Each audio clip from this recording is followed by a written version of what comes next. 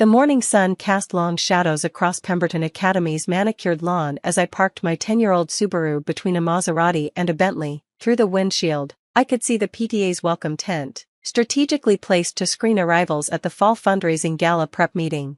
"This area is for successful parents only," Victoria Ashford Hayes's voice carried across the parking lot before I even reached the tent. The PTA president stood guard like a designer-clad sentinel, her Hermes bag swinging as she directed traffic with the efficiency of someone who'd married into wealth and wielded it like a weapon. "Excuse me?" I paused at the entrance to the tent, where a velvet rope separated the VIP parent lounge from the general seating area. Victoria's eyes swept over my simple cardigan and khakis, her nose wrinkling slightly. "Oh, Mrs. Stone, isn't it? Oliver's mother? The regular parent area is over there." She gestured toward a cluster of folding chairs by the maintenance shed. "The VIP section is reserved for our premium donors, Platinum Circle and above." "I see," I said mildly. "And the qualifications for Platinum Circle?" "Annual contributions of $100,000 or more," she recited, clearly enjoying this, "plus active participation in our fundraising initiatives. It's really for established families who understand Pemberton's standards." Behind her, I recognized several faces from Oliver's class. Madison Wellington, whose husband ran a hedge fund, Brittany Chin Morrison, pharmaceutical heiress, Jennifer Blackwell, married to a senator. They sipped champagne at 10 in the morning while discussing their vacation homes. "Mom," Oliver jogged over from the soccer field, his practice uniform grass-stained and authentic in a way that made him stand out among his professionally styled peers. "You made it." "Of course, sweetheart." I ruffled his hair, ignoring Victoria's disapproving look at my public display of affection. Mrs. Stone was just finding her way to the general seating, Victoria informed him with a smile that suggested I was something to be scraped off her Louboutin. Oliver frowned. "But why?" "Mom's going to sit wherever I'm assigned," I interrupted gently. "Go finish practice. I'll see you after." He shot me a confused look but jogged back to his team. I'd worked hard to keep him grounded, to ensure he didn't know the full extent of our resources. The last thing I wanted was a child who thought his worth came from his trust fund. "Smart boy," Victoria commented, "though I do worry about his social development. He seems to gravitate toward the scholarship students, children choosing friends based on character rather than bank accounts." I said. "How concerning." The sarcasm flew over her professionally styled head. "Exactly. I'm glad you understand. Perhaps we could discuss getting him more involved with the right crowd. The Wellington boys are having their birthday at the country club next month. I could perhaps arrange an invitation." "Despite," she gestured vaguely at my entire existence. "Despite what?" "Well, you know," she leaned in conspiratorially, "your circumstances, single mother, that tiny house in Brookline, driving that vehicle. We all understand that divorce can be difficult financially." I almost laughed. My tiny house in Brookline was a deliberate choice, a modest colonial that fit our needs without screaming wealth. The divorce she mentioned had left me with more money than I could spend in 10 lifetimes, thanks to prenups and my own business ventures, but I'd learned that true wealth whispered, and mine was practically mute. "I manage," I said simply. "I'm sure you do." Her condescension dripped like honey. "Now, if you'll excuse me, I need to greet the actual donors. The meeting will start soon. There's coffee in the general area, the industrial kind, I'm afraid, but it's free." I made my way to the folding chairs, where several other unsuccessful parents nodded in solidarity. A father I recognized from Oliver's robotics club offered me his seat. "First time being Victoria'd?" he asked with a wry smile. "Is that what they call it? Being sorted into the unworthy pile?" "Yeah, she did the same thing to me last year when I showed up in my plumber's uniform. Apparently, honest work doesn't qualify for the VIP treatment." "Shocking," I said, accepting his offered seat. "I'm Emma, by the way. Marcus, my daughter Zoe is in Oliver's class. She talks about him all the time, says he's the only kid who doesn't care that we live in an apartment. Oliver's good that way." I watched my son on the field, passing the ball to a scholarship student while the coach yelled about teamwork. The meeting began with Victoria taking the stage, her PowerPoint presentation gleaming with corporate polish. "Welcome, Pemberton families. As you know, our fall gala is our premier fundraising event. Last year, we raised $2.3 million. Polite applause from the VIP section. Golf claps really. This year, she continued, we're aiming even higher. $3 million to fund critical improvements to our already exceptional facilities." "What improvements?" called out a voice from the general seating. Victoria's smile tightened. "Various enhancements to maintain our competitive edge." Now, For our premium donors, she launched into a detailed breakdown of benefits, VIP table placement, recognition in the program, exclusive principal's dinner. The general parents would get their names in small print. Maybe. The principal rushed over. Mrs. Stone, the new science wing you funded is ready for your inspection. Principal Davidson burst through the tent flaps like a man on a mission, slightly out of breath. His usually composed demeanor cracked with excitement. The entire assembly turned to stare. Victoria's presentation clicked to a halt. Principal Davidson, we're in the middle of. I apologize for the interruption, he said, not sounding sorry at all, but I've just received confirmation from the contractors. Mrs. Stone, the Emma Stone Science and Innovation Center is complete. Your $15 million gift has transformed our capabilities. Would you like to tour it before the ribbon cutting? The silence that followed was absolute. You could have heard a Cartier watch tick. 15 million? Victoria's voice cracked. Oh yes, Principal Davidson beamed, apparently oblivious to the social nuclear bomb he'd just detonated. Mrs. Stone is Pemberton's largest benefactor, hasn't she told you? In addition to the science wing, she funded the entire scholarship program, the arts center renovation, and the new athletic complex. Nearly $30 million in total over the past 3 years. I stayed seated on my folding chair, watching the blood drain from Victoria's face. I prefer anonymous donations, I said quietly, but the contractors needed a name for the building permits. Anonymous? Madison Wellington had found her voice. But you drive a Subaru. It has excellent safety ratings. You live in that small house, Brittany added, as if this were a personal betrayal. It's cozy. You shop at Target, Jennifer accused. They have great sales. Victoria's mouth opened and closed like a fish at feeding time. But I told you the VIP section was for successful parents only. You did. I agreed. Your definition of success seems rather narrow, though. Marcus, the plumber from the general seating, started laughing, genuinely laughing. You let her sort you into the cheap seats when you could buy the whole damn school? Money doesn't make someone worthy of respect, I said, loud enough for everyone to hear. Every parent here is successful if they're raising kind, thoughtful children. VIP sections based on bank accounts? That's exactly the wrong lesson to teach our kids. Mrs. Stone, Principal Davidson continued, still blissfully unaware of the social carnage. About the dedication ceremony, the mayor will be attending, along with several university presidents interested in our new STEM partnerships. Will 3 o'clock work? That's fine, I said, though I'd like to keep it low-key. Low-key? He laughed. It's the largest private donation to a K-12 institution in the state. The press will be. Principal Davidson,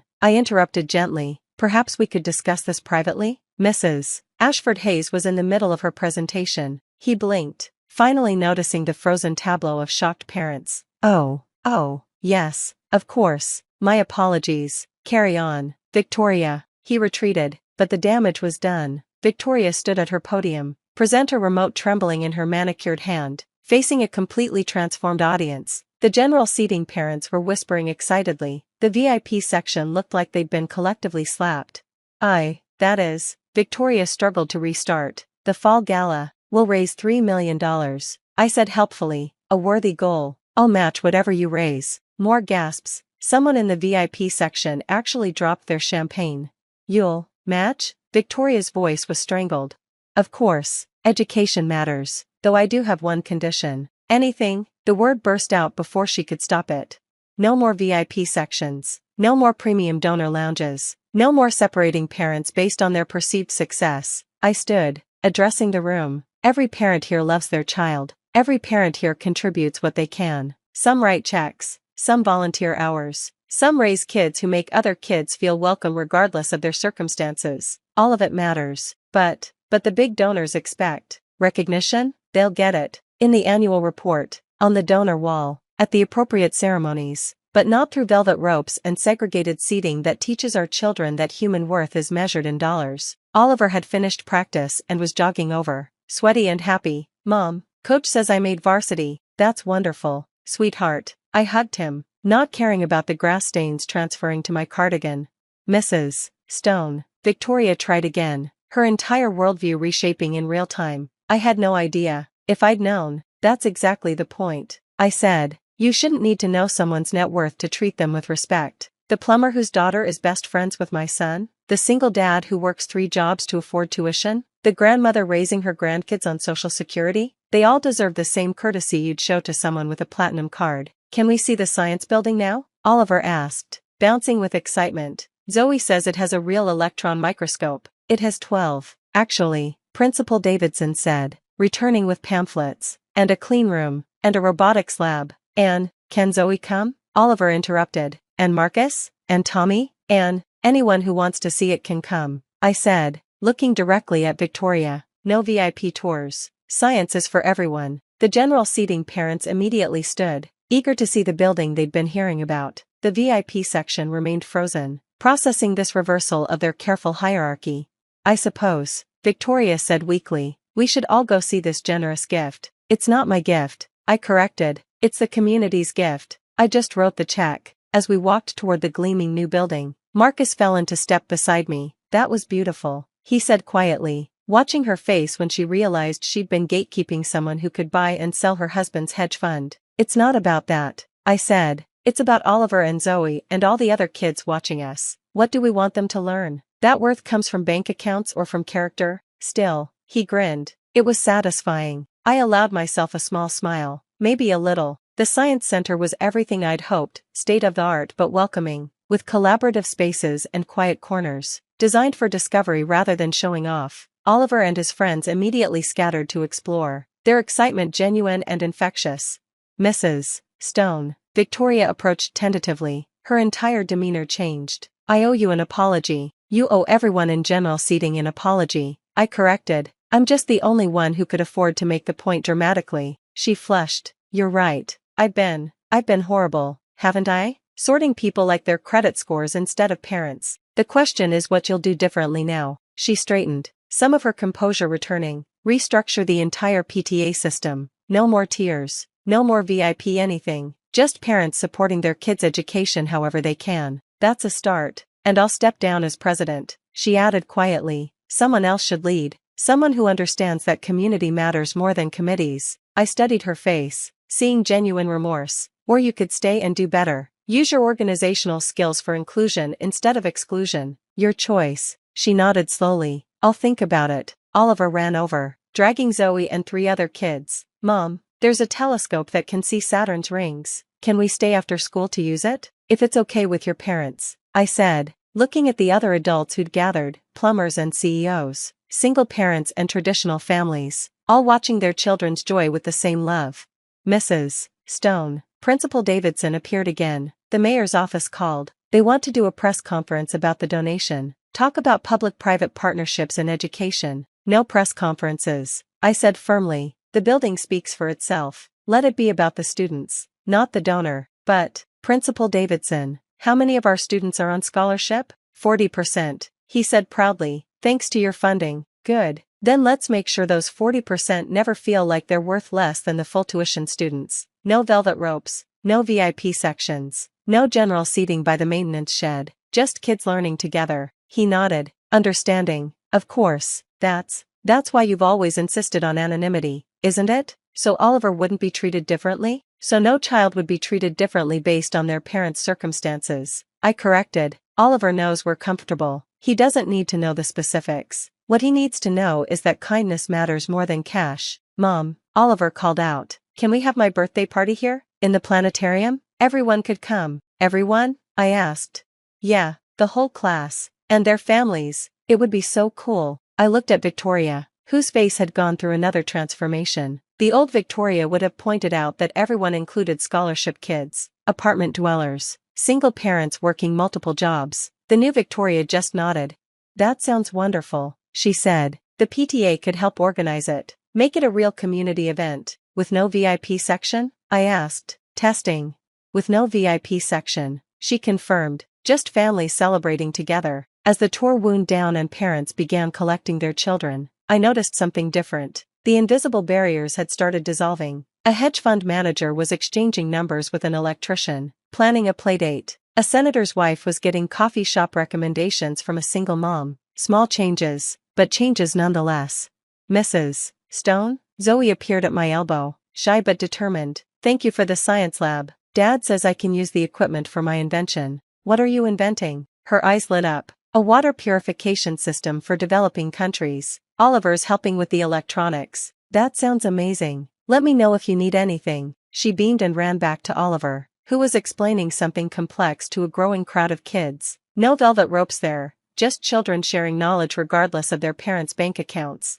Victoria approached one last time as we prepared to leave. The fall gala, would you be willing to co-chair? Help us restructure it to be truly inclusive? Ask Marcus, I suggested. The plumber you relegated to general seating. He has a degree in event management. Did you know that? Ran corporate conferences before he started his own plumbing business. But you never asked. She winced. I have a lot of apologizing to do. Then start now. He's right over there. As I walked Oliver to our sensible Subaru, past the luxury cars that suddenly seemed more burden than blessing, he slipped his hand into mine.